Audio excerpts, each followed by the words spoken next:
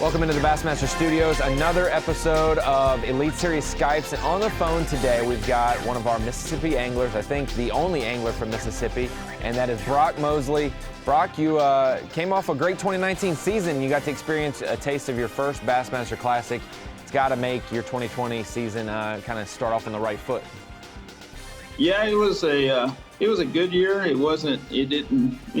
had some opportunities where I thought I should have done better, but the ultimate goal every year is to make the Classic, and we achieved that. So got to fish the Classic this year, and it didn't go the way I was hoping it would go, but it was still a great event and a good opportunity, and it was a lot of fun.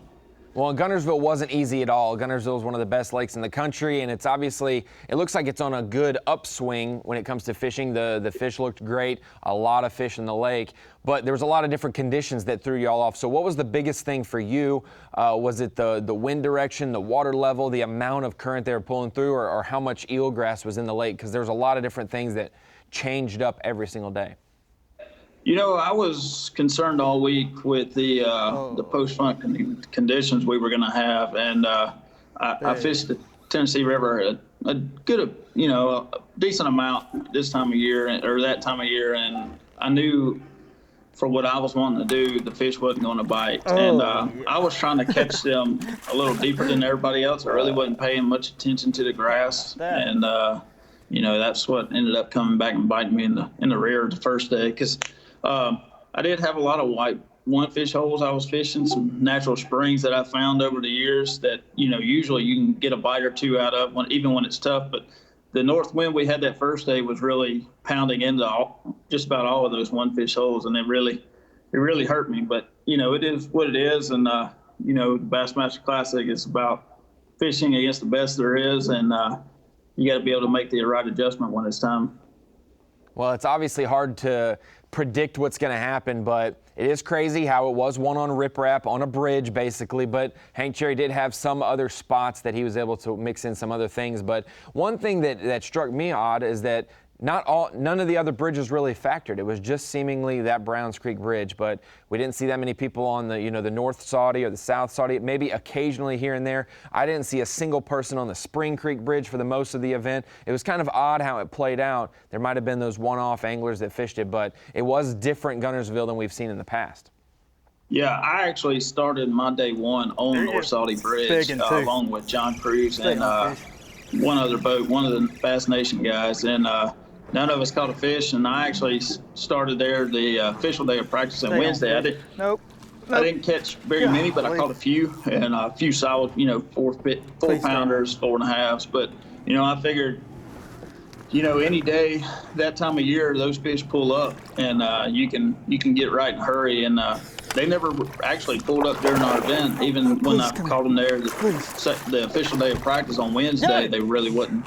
It wasn't fishing that good. It was just one here, one there. So I started my tournament there, and it just didn't work out that they wasn't there. So you obviously said 2019 was a big year for you fishing-wise. You had a great season, made the Classic. You also had a lot of the other things. You guys looked at buying a house, which you guys just got into. You guys found out you were having your second child in 2020 coming up. So it's been a big year for Brock Mosley. How happy are you to kind of have this a little bit of break at home? It's probably not great because you want to be fishing, but to be able to spend that time at home, make sure everything is good and prepared to welcome your second child in a few months. Well, it enabled us to have time to get settled in because we actually closed on the house right before we went to the St. Johns River, and just this time we have off give us time to get settled in. But when you're closed up in a house with a pregnant wife and a 16-month-old baby, it can get tensions get up pretty easy. But no, it's been good. It's been fun. Got to do a lot of turkey hunting. I think I turkey hunted probably 25 to 30 days this year, and some stuff we don't ever get to do. I got to crappie fish a good bit, but now that turkey season's over for us, I'm ready to get on the road and get back to competing. Well, and that's what I was just about to ask. We're not quite sure when we'll be able to go full bore into the Bassmaster Elite Series like we're used to with the big crowds and the venues and the different things. But when we do get started up, we will still try to do our entire schedule. So for you, knowing that, how do you go about pre-practice? Some places you probably already went to, some of those places that were canceled in April, you guys probably already visited, but going forward now, you're gonna have different times of the year for some of these familiar lakes. How will you approach them a little differently? Well, depends where it's at. I think somewhere like Sabine River, it's about finding the areas that has the best quality of fish. It's not necessarily about, finding fish right at that moment, but just seeing, knowing what to expect and know where to start practice, because at Sabine, there's so much water we can fish. And that's one reason why I like going pre-fishing areas like that, because you can do a lot of eliminating. And, 25, 30 minutes. I've gone to Sabine and Chick, even though I've been to Chick several times before. I went to Santee Cooper. It's just going to be different when all this, when it was time to pre-fish these areas, none of this was really going on at the time. So it's kind of interesting, we all want to be competing right now because, that's what I love to do. It's not about, the getting rich and famous for me. It's more, I just love competing bass fishing. And but as far as how the year's going to go, we're not really sure when we're going to start again. But it's going to be kind of neat because we've never had a tournament trail or an elite season go off in the fall like that. And one of my favorite times of the year, the fish is in the fall. It's a lot of fun. A lot more people start concentrating on hunting and maybe football season, and there's not as many people in the water, and it's one of the most toughest times of the year to fish. So it's going to throw a complete wrench in the Angler of the Year standings, in my opinion. So it's going to be real fun. It's going to be new to everybody, and it's going to be kind of interesting to follow.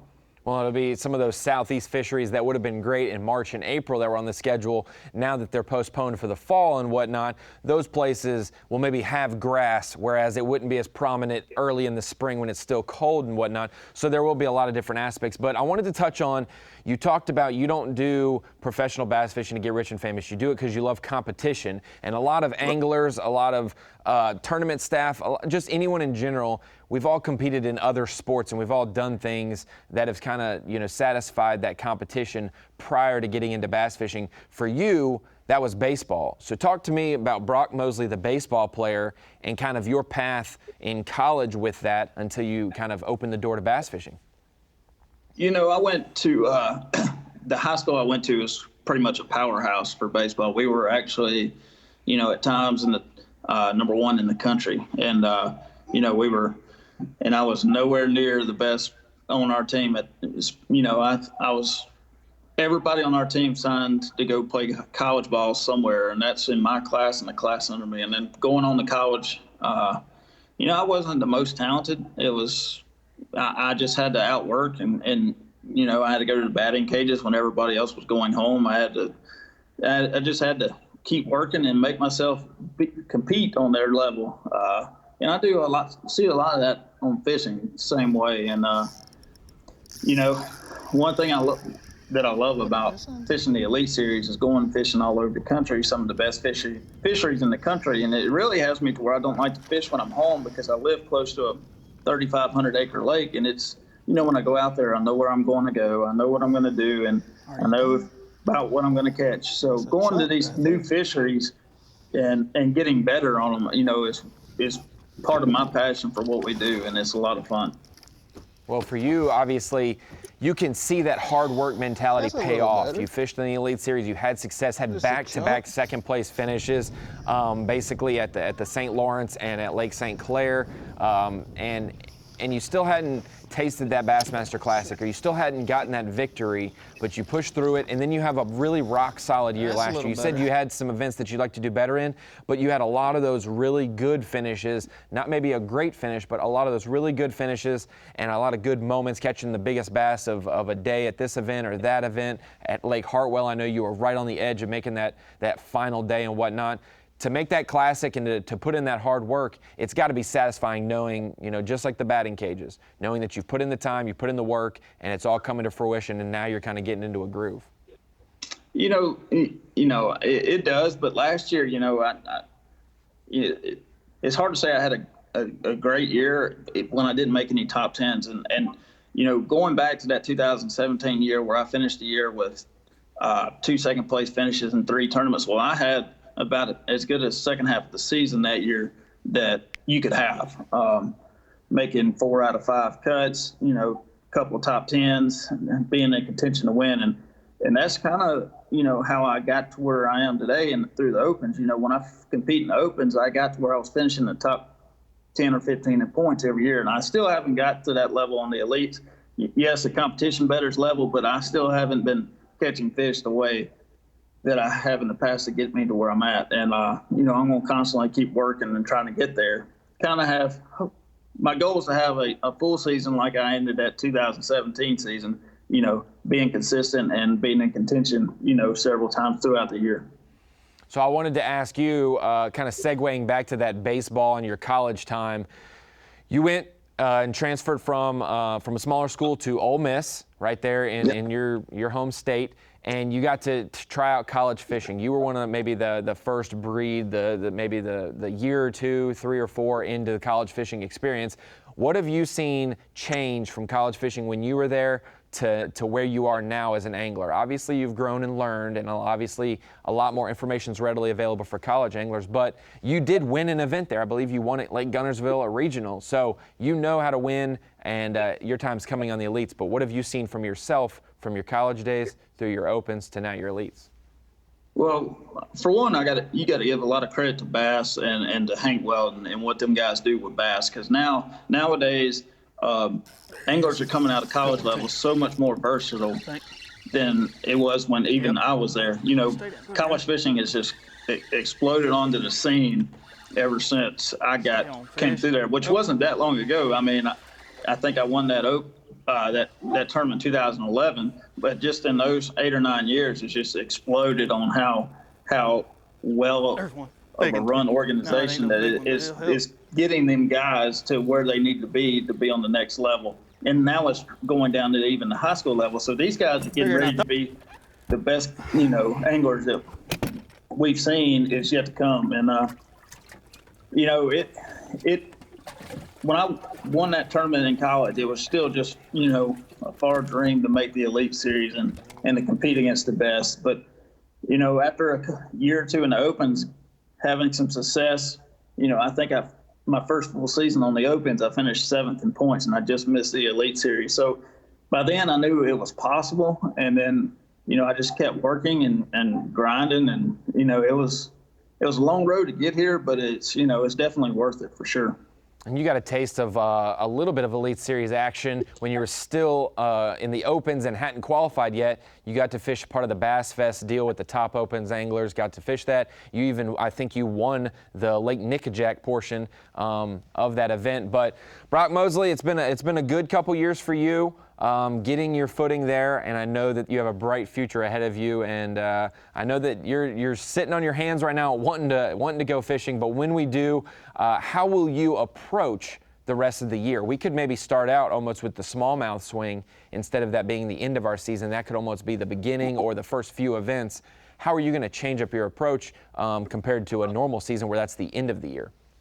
I don't think I'll change it up very often. I didn't have a good event at St. John's, and I actually had one of the top 3 worst practices I've ever had at St. John's River to start the year. And, I think I finished like 62nd or 63rd, but I feel like I salvaged my year by finishing that high because I'm telling you, it was just a terrible event. But it's going to be different for sure, but I don't think I will approach it any different because it's still – with 8 events left, we still got a long season ahead of us as far as tournament fishing. So a lot can happen, and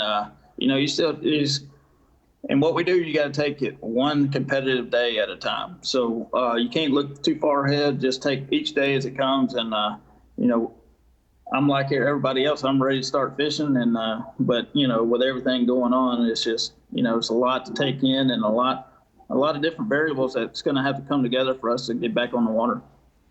Well, there it is. Thank you for taking the time, Brock, to join us on an Elite Series Skype. It's good to get some insight maybe from your past from college, from the baseball aspect of it all, to making your first classic. It's been a whirlwind of 2020 so far, but I know we're going to turn this in the right direction and be able to get out there soon. And we'll see you on Bassmaster Live, hopefully, for the 2020 Elites. All right, thanks, guys. That was Brock Mosley, Bassmaster Elite Series Pro, coming off his first ever classic, looking to turn his season around from what he says he salvaged at the St. John's, going to some familiar lakes the rest of the year, and we can't wait to get started for our season as well.